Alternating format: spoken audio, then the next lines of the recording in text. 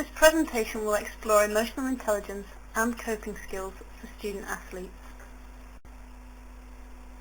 There are three key objectives to this presentation. Firstly, to provide an overview of the theoretical issues regarding emotional intelligence and coping.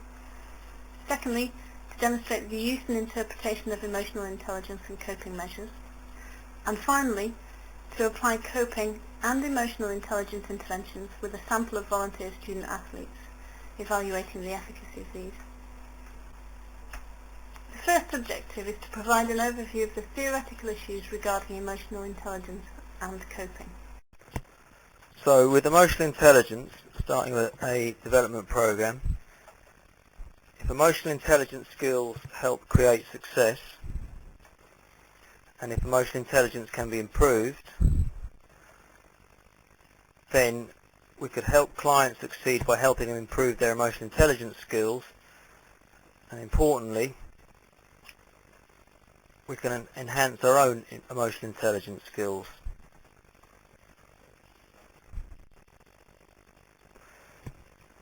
Now, emotional intelligence has been defined as many things, and the debate in the literature is quite wide-reaching as to how the concept is defined. We picked a definition by Salovey and Mayer, which is commonly used, and it talks about the ability to monitor one's own and others' feelings, to discriminate them, and to use this information to guide thinking and actions. So it's the idea that it's the ability to be aware of your emotions, to perceive those emotions that you're experiencing and the emotions other people are experiencing, and the ability to use them to inform your behaviour and your thoughts. And those two concepts are fairly central to the notion of emotional intelligence. Emotional intelligence in self and others. So self, what are my emotions? Others, how are other people feeling? And the interesting part of emotional intelligence is the interaction between how you're feeling and how others are feeling. Now, we know that individuals have the best access to how they're feeling, and they make guesses of how other people are feeling. But how do your feelings affect others' emotions? And if you turn up in display a certain set of emotions, does that change the emotions of others? Equally, how do your beliefs about others' emotions affect your feelings? So if you feel people are very favourable towards you, does that put you in a positive emotional state? If you feel people are very negative towards you or displaying negative emotions for that situation, does that affect your emotions in a downward direction? And I think if you introspect about how your feelings relate to others' feelings and how others' feelings relate to yours, you'll be able to see some linkage between the emotional intelligence in self and others' relationships. So we start taking a look at some of the research evidence which has looked at emotional intelligence and successful performance. And those of you who have knowledge of emotional intelligence from the popular press would see that it is portrayed as this variable which explains everything and anything. Well, meta-analysis, which is a powerful tool of summarizing the literature, has suggested that emotional intelligence is linked with two main areas of behaviour. One is related with health-related behaviours, in that emotionally intelligent people tend to make better decisions around lifestyle choices which will improve their health, such as they're better at refusing cigarettes, better at avoiding alcohol, and with some preliminary evidence that emotionally intelligent people are better at using exercise to regulate their mood.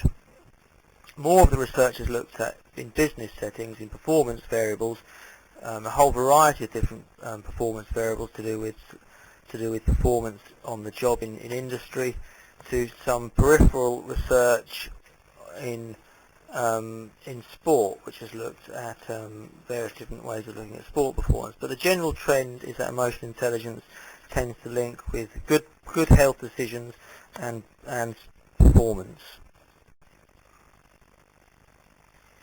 Now, in a recent review, emotional intelligence was proposed to be a key variable for practitioners, and part of the reason for that is that sport is in a very emotional domain, and the ability to control your emotional states and how your emotional states affect others and how others' emotional states and the emotional states of others affect you is clearly key to coach-athlete relationships, to lecturer-student relationships, and a whole variety of different settings which you could put into context from your own experiences. We'll just look at some of the emotional intelligence research that is being conducted by our group at the University of Wolverhampton. The first stage of our research was to look at the validity of an emotional intelligence scale, and we'll see later that there's quite a controversy about what the best measure is to use. But what we've done is looked at a detailed analysis of the emotional intelligence scale by Schutte proposing a valid scale for use in sport. So there's some indication that the EIS is valid for use in sport. We've looked at emotional intelligence and optimal and dysfunctional mood states, with the idea that those athletes who have a good perception of their ability to be able to monitor and regulate and use emotions can get themselves into the optimal mood states for successful performance. We've looked at emotional intelligence and coping interventions. We've looked at the stability of emotional intelligence, and that is a key issue for intervention-based work. We need to know the extent to which emotional intelligence is subject to change. We looked at emotional intelligence and psychological skills. Whereas emotional intelligence is a relatively general concept which applies to everyday behaviour, and psychological skills are more focused towards sport. And what we've found is that these two seemingly disparate concepts are actually quite strongly related. In other words, those athletes that use psychological skills tend to score high on the emotional intelligence scale, or equally, athletes who are emotionally intelligent tend to use psychological skills. The direction of that relationship is unclear.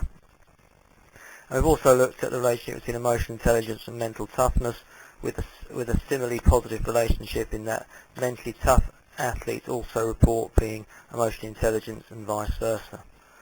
So there's a whole variety of research being conducted at the University of Wolverhampton to explore the nature of emotional intelligence in sport settings and to look at linkages with important variables for sports psychology practitioners.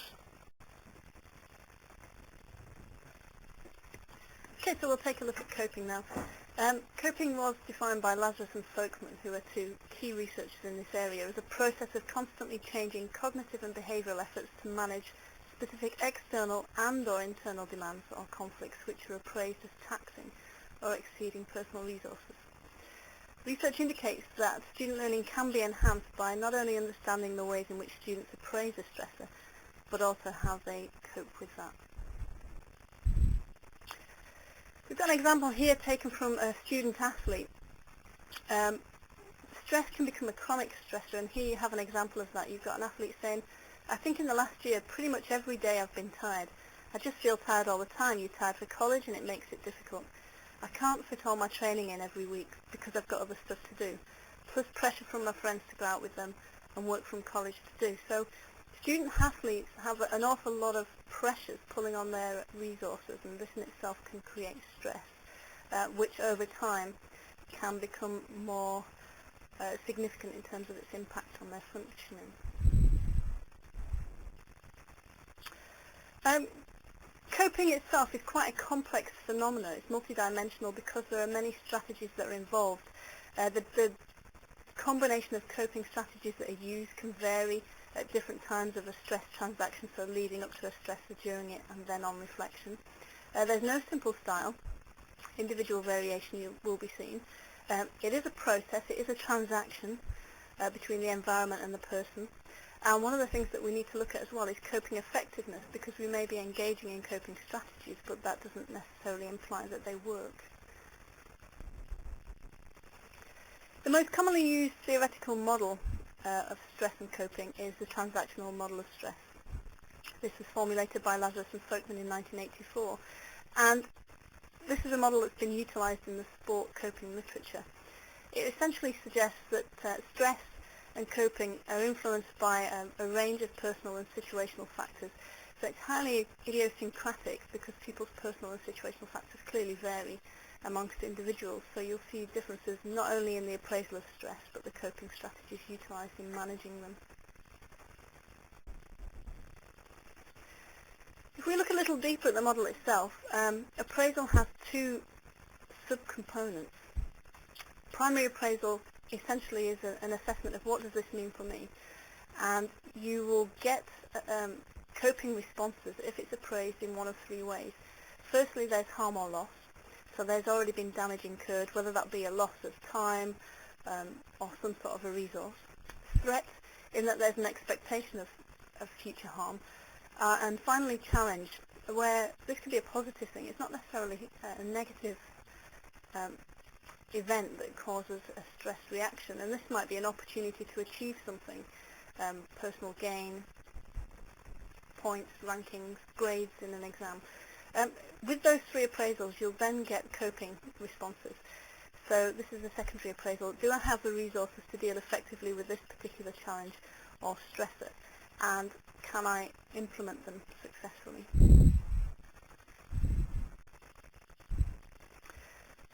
Again, at the University of Wolverhampton, we've been completing some research looking at coping and student performance. And in this particular study, we used the modified coping inventory to explore the relationship between coping and self-efficacy. And we were interested in the implications of that for student performance. What we found when analysing the results was that multiple regression results indicated that active coping and planning, which in itself is an active form of coping, significantly accounted for 39% of the variance in self-efficacy. So you've got some of these, what we call adaptive coping strategies, very problem-focused coping strategies, that are linking to self-efficacy for the successful completion of a first year on an undergraduate degree.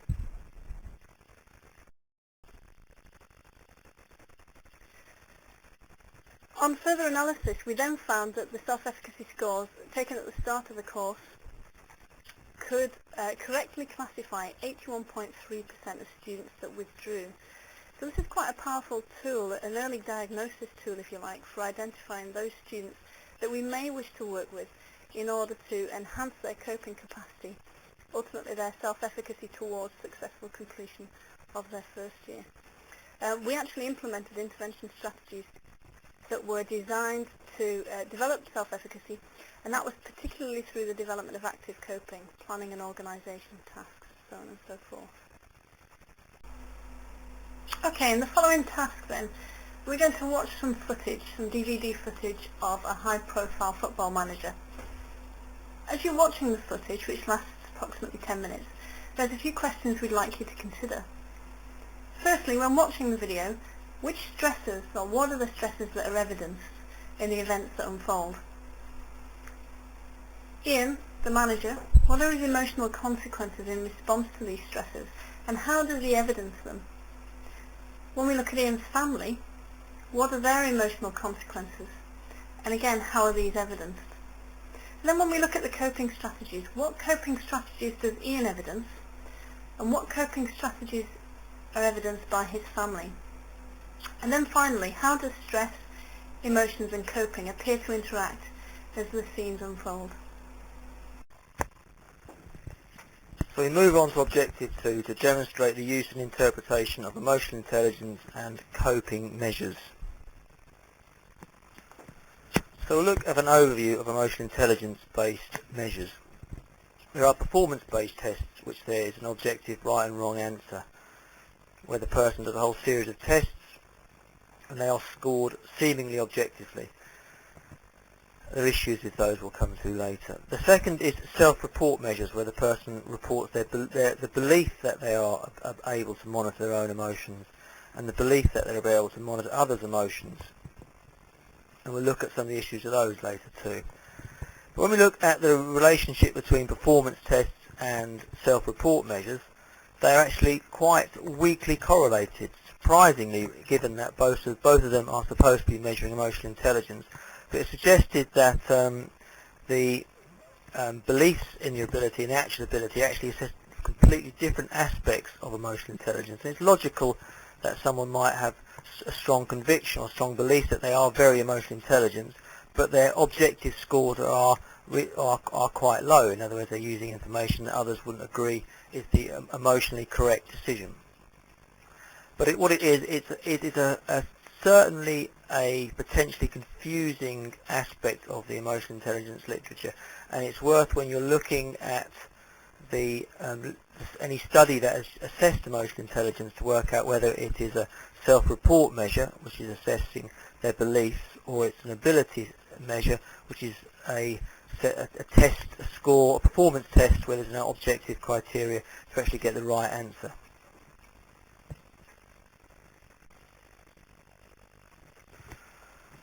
We've looked at the emotional intelligence scale as suggested earlier, and it's a 33-item self-report measure, and it assesses the extent to which an individual can identify, understand, and regulate their emotions in themselves and in others.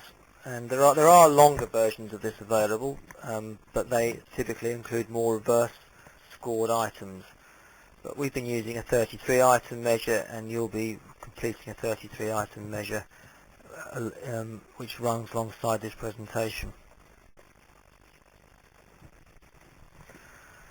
Now, one of the key things is that emotional intelligence has a number of different subcomponents, and the notion that you can assess in a single score might result in a considerable degree of a considerable loss of information, in that your ability to be aware of your own emotions may be very different to your ability to be aware of others' emotions. And what you'll see in the literature is emotional intelligence often uses a single score, and while that's not entirely inappropriate from an intervention point of view, it's far better because you get far more detailed knowledge when you've got the subcomponent scores. And what we have done is looked at the subcomponent scores for the EIS, and have 6 factors based on the theoretical principles within emotional intelligence. And we looked at the appraisal of own emotions, items such as I'm aware of my emotions as I experience them, and people who believe that they are aware of those emotions will report high scores accordingly. Those who are unaware will report low scores accordingly. Appraisal of others' emotions, optimism, and it's questionable whether optimism is truly an emotional intelligence concept or a personality trait, and debate on that will continue, but we've left it in because it is part of the original set of items developed by Schutte, but just to recognise there is debate on whether that should be a part of emotional intelligence. Regulation of emotions, and this seems fairly central to what the concept's all about. I have control of my emotions being an indicator. Social skills being the term that the authors of the test used. It could be the regulation of emotions in others, might be a better way of describing it, an item that I help people feel better when they are down, being an example of being able to manage the emotions of others. And finally, the utilisation of emotions. When I experience a positive emotion, I know how to make it last, and the idea that you can maintain positive emotions and use emotions in a very productive way. Now, some of the other assessments of emotional intelligence based on the self-report, and we'll look at Baron's model, and Baron's model starts divides into 4 areas: intrapersonal, interpersonal, stress management, adaptability, and they lead to general mood and which also lead on to effective performance. We'll just unpack that in a little bit more, and that then divides into a series of subcomponents of self-regard in the intraperson, stress management, things like stress tolerance, impulse control. Impulse control is quite a useful one for anger management interventions, adaptability, interpersonal, and general mood. And it's been criticised a little bit in the literature for throwing things in which are sort of social skills or personality concepts, but that is one of the issues within emotional intelligence theory and research in general, that a clear definition doesn't exist, or a commonly agreed definition doesn't exist, and people tend to define emotional intelligence in the way that they are in the way that they are measuring it, and so you have conflicting definitions. So that's also something else to be aware of when reading about the concept. So Barnes measured 133 items, and one of the biggest limitations for people who want to use the EQI is that the test administrators must have been on a course and must be registered and licensed, and those courses can be quite expensive, and therefore this is something that you can't learn one day and then take away the next without being on the course. So it's worth knowing about, but it may not be the tool that you use unless you have someone who's qualified to use it. Look at some of the ability measures of emotional intelligence, and this in itself is an intriguing concept, because the notion that you can have an objective score for emotional intelligence in itself is debatable. And what these tests do is they'll put up with a series of responses, and the person will have to pick one of the answers to say what is the appropriate emotional state for that situation. Essentially, two different ways of scoring this is: one is to have experts score the answer which is the most appropriate emotional response for the situation, and the second is to take the most popular choice for from the participants who took the test as the correct answer. In other words, the most dominant response is the correct answer. And logically the two should be the same, but they're not always the same.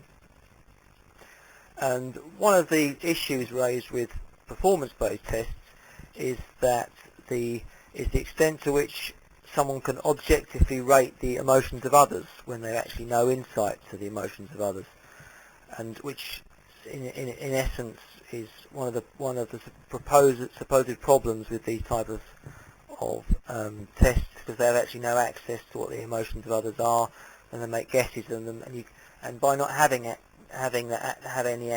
any access to that, it questions whether you could have a correct answer, whereas you can infer that you do have some access to your own emotions.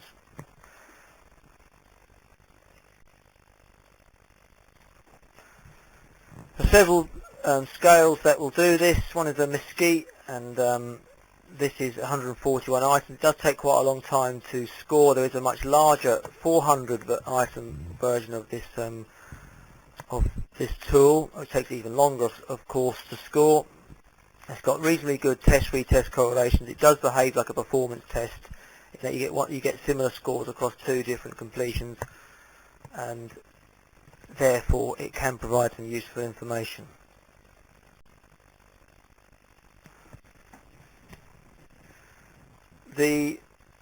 One of the key issues is which one to use, and do you want to assess ability, or do you want to assess perceived ability, or both? And you can see good reasons as to why you want to assess ability.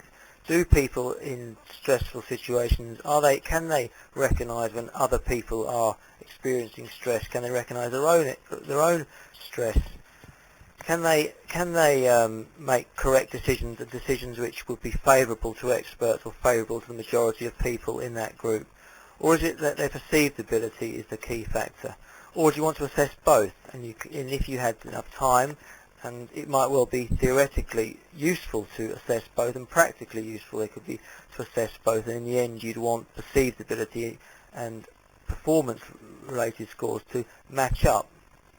But there may be situational constraints to using both, and that's the amount of time it takes, or the extent to which these type of approaches, which are commonly used in business but less commonly used in sports psychology, particularly performance-based tests, would be deemed acceptable.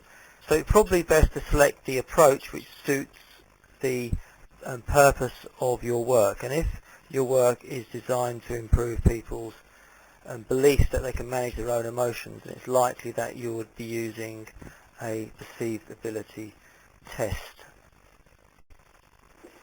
When it comes to assessing coping measures, there's a wealth of coping measures that are available to use, and actually this has created some problems within the literature. For example, generalizability across studies. If you've got a whole range of different measures, that creates difficulties in that particular area. The use of similar measures with different populations who experience different kinds of stresses has been suggested as a way of increasing understanding of coping and the influence of contextual and situational factors on coping efforts and effectiveness. There are some examples here that are listed of commonly used coping questionnaires. Some of these are used specifically with adolescent populations, for example the ACOPE that you see. COPE itself actually stands for Coping Orientations with Problem Experiences. And that's exactly what the COPE looks at. It looks at kind of coping dispositions. So it's the use of coping strategies over a certain time frame. And when we look through the different coping measures that are available, as shown on the next slide, there are a range of coping questionnaires, and as Andy mentioned previously with the emotional intelligence questionnaires, it really depends on what your research question is as to which measure you may use. There are some coping questionnaires, for example, that have been designed to assess coping responses to specific stresses. But the most commonly used coping inventory within the literature to date is the brief COPE, which we'll look at now. We've got modifications of the Ways of Coping questionnaire. This is the one developed by Susan Folkman, and she herself has been critical of this inventory, most notably at the recent British Psychological Society conference. So you've started to see a greater emergence of the COPE. There is a modified version for sport called the M-COPE, but if you're looking to use a coping inventory that looks at coping with stresses beyond sport, the brief COPE or the COPE would seem to be more appropriate. The COPE itself and its subscales have been used quite extensively within the sport coping literature, and they've demonstrated acceptable reliability and validity. The brief COPE itself was developed by Carver and colleagues because they found that respondents were getting frustrated with the number of items on the original COPE, and they found some of the items to be redundant as well. So they looked to develop a shorter version of the COPE. And they found, again, that internal consistency coefficients for these all fall within the values that are deemed to be minimally acceptable. So it's a tool that's been accepted as viable for use with sporting and non-sporting populations.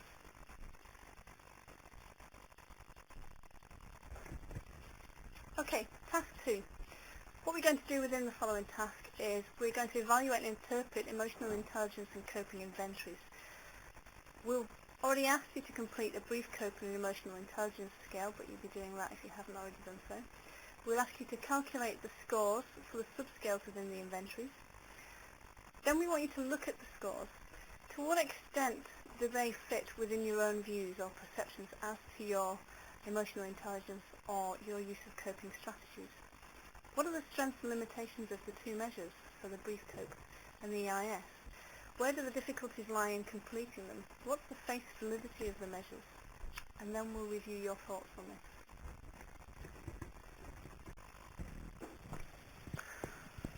Objective 3, to apply coping and emotional intelligence intervention to a sample of volunteers and evaluate the efficacy of these interventions.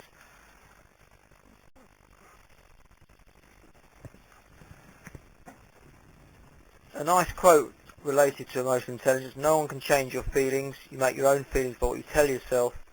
Feelings are thinking skills, which puts the link between your thoughts and your feelings together very nicely about how we can then do interventions to improve emotional control. We'll look at some objective principles. A is for activating event, and any situation that links to an emotional reaction is called an activating event, and it can be anything. But if you think back, there will be a whole to when you become emotional. Those emotions occur in situations, and those situations are, in this case, the activating event. The B is the beliefs about the event, and people don't become emotional without a set of beliefs and that reactions to situation of an argument with your partner, an argument with your coach, is typically based on a belief about what the coach was thinking, or what the situation was all about, or what you brought to the situation.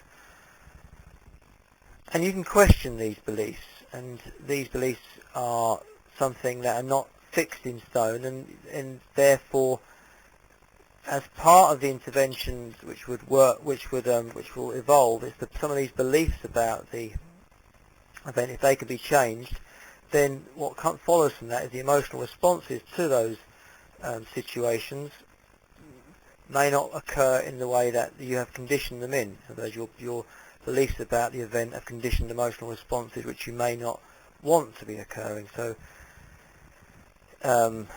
people become angry based on a set of beliefs, and if they challenge those beliefs, then they may be able to alter the extent to which they become intensely emotional. We'll look through an example of how that came about. So we'll take anger. Anger, because it is an emotional state we can all relate to in terms of when we see it in others, and when we experience it in ourselves. It's an intense emotional state. It's sometimes seen as very good, and believes that get the anger out, but it's an emotional state which occurs in a very conscious way. So if we think about the last time we were angry, what caused us to be angry? In other words, what the situation was, and when we became angry, when did we notice we were angry, and then why we were angry, what were your beliefs about the event as to why you became angry. And I mean, road rage being a classic for anger. People get angry in the car, and the beliefs about why they become angry is that learners, for example, drive on the road at 5 o'clock simply to wind you up, which is a belief that you get angry because the learner's there deliberately to slow you down from getting from A to B. If you change your view on why the learner was on the road, you may not get so angry when you see a learner. Which then relates to the relationship between the self-talk you give to yourself and the subsequent feelings of anger. So look at anger management as a skill, and for those people who have difficulty with their anger, the notion that it can be changeable is a very useful thing to start and engage with.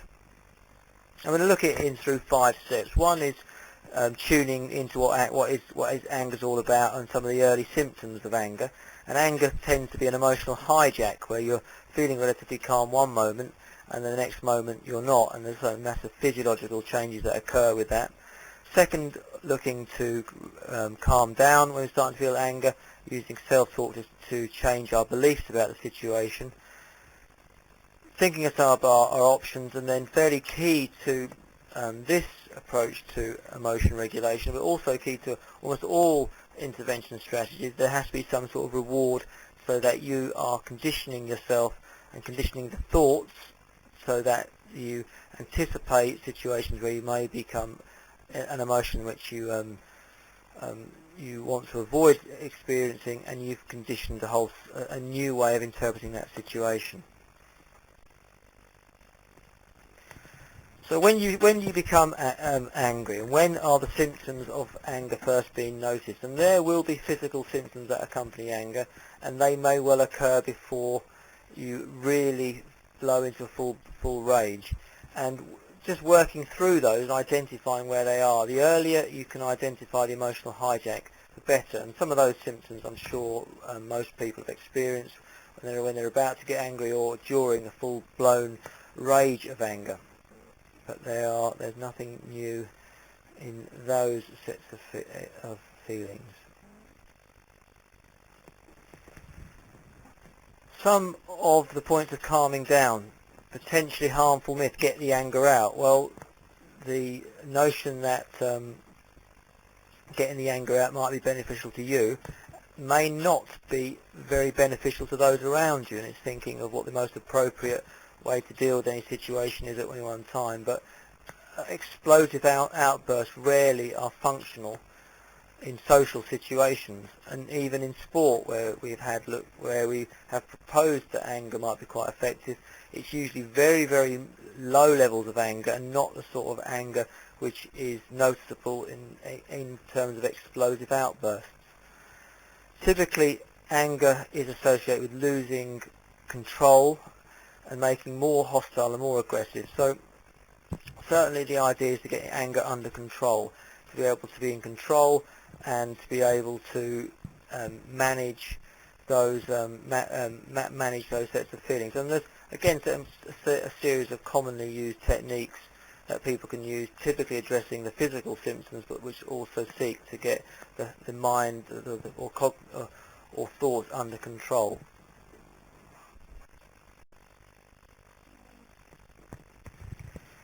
Key point: people and things do not actually push your anger.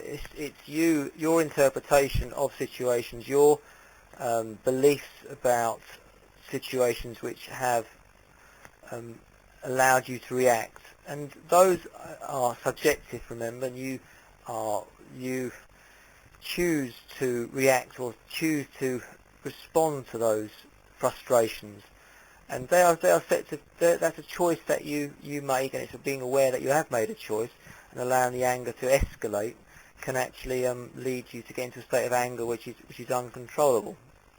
And there's some examples of anger escalating self-talk.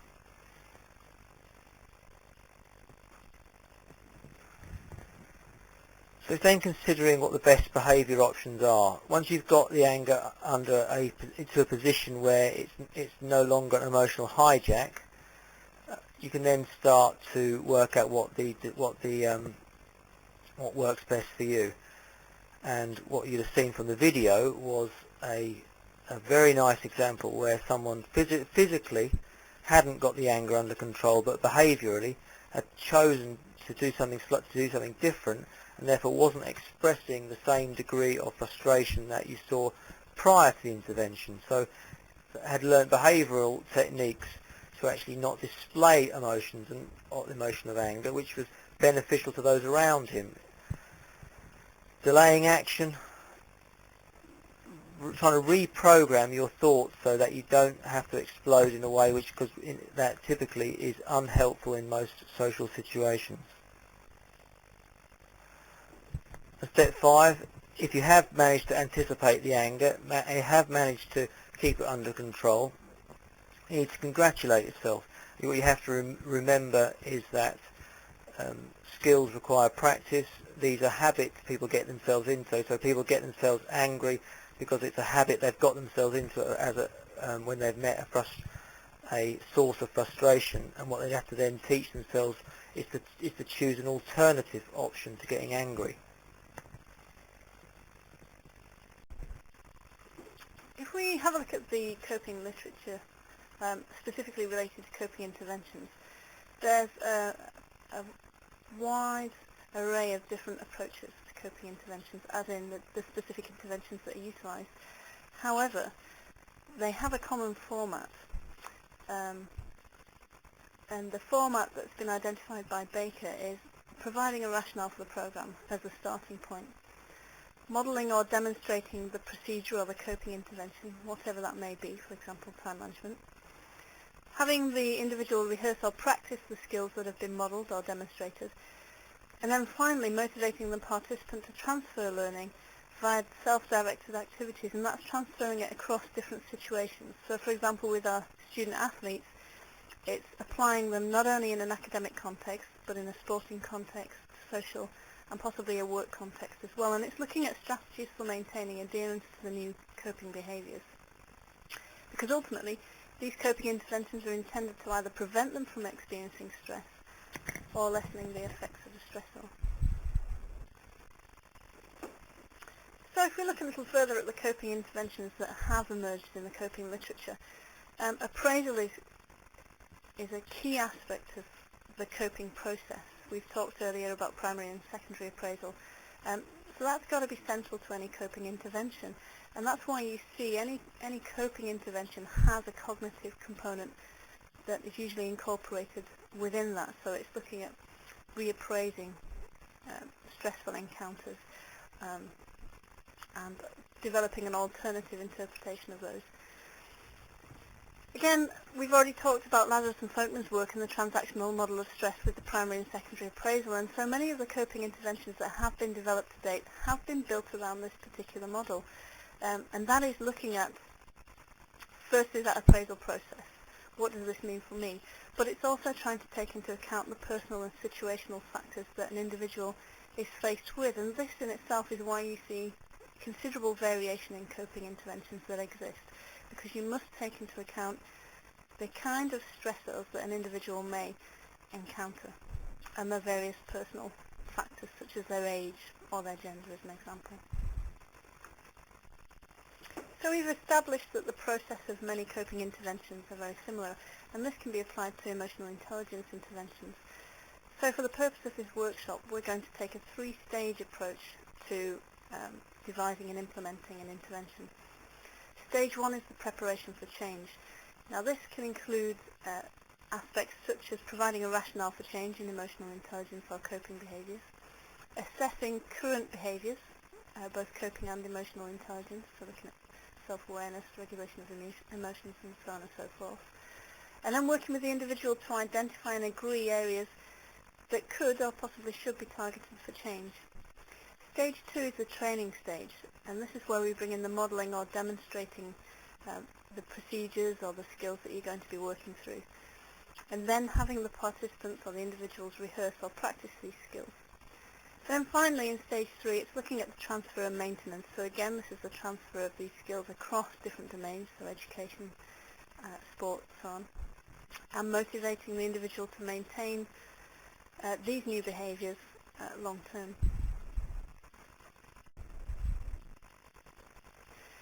So what you're going to be asked to do is to take your students through stage one of the coping and EI intervention.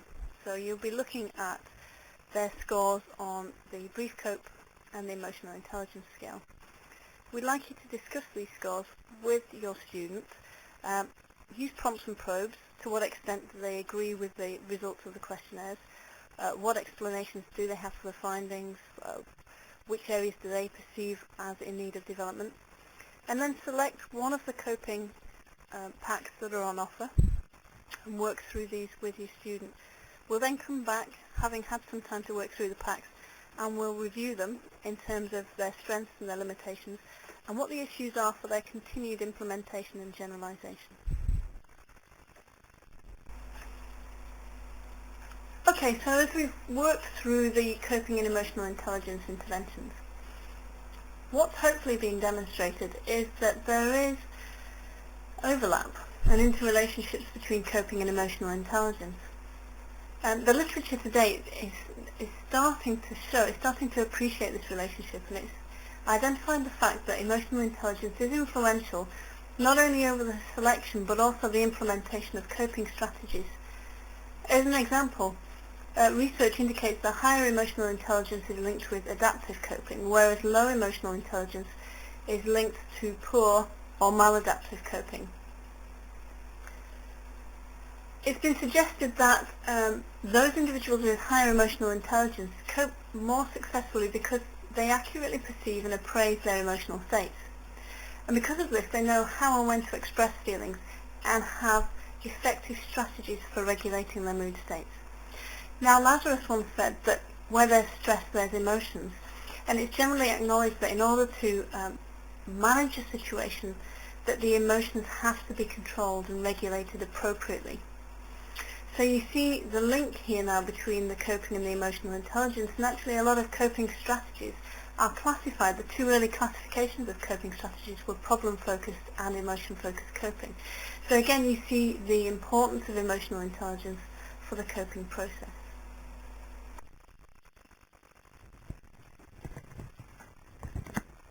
So the future of emotional intelligence and coping wants student athletes, and there is a considerable amount of work that can be done, and the answering this issue is very, very complicated in terms of where it can start and where it can stop. So I'm only going to make a few suggestions. Certainly, the notion that emotional intelligence and coping process should be integrated into the curriculum, in that teaching students to manage their emotions, how their emotions affect others, how they can cope with their own emotions, how they can cope with difficult situations and cope with potential stressors, is something which would be highly useful for students in terms of developing life skills, in terms of their sport performance, in terms of employable skills. Lecturers would be very useful at developing these skills as well, in that how they can then look to develop the skills of their students and also develop their own skills in this sense. Sport and exercise psychologists will, as we suggested earlier, that emotional intelligence and coping will certainly link to sports performance, and emotional intelligence sports psychologists would be desirable because they can then be able to read the emotional states of their clients and also be aware of how the emotional states which they're in affect those around them. And when we look to UK Sport and the EIS, who have lifestyle performance consultants who help athletes manage some of the lifestyle factors which are surrounding being a developing or actual high performance athlete, their ability to read the emotional states of others is highly useful. Their ability to encourage athletes to take adaptive coping strategies so that athletes learn to be able to cope far better for themselves seems a worthwhile area which to pursue. In terms of some of the research, well, it certainly needs to be evidence-based. The amount of research on emotional intelligence and coping in sport is relatively minimal, and it is a massive area for someone to expand. And we alluded to some of these research we've been doing, but the emotional intelligence and coping will link to the whole variety of different areas of sport psychology, of performance, of health, and therefore the choice of variables available is seemingly endless.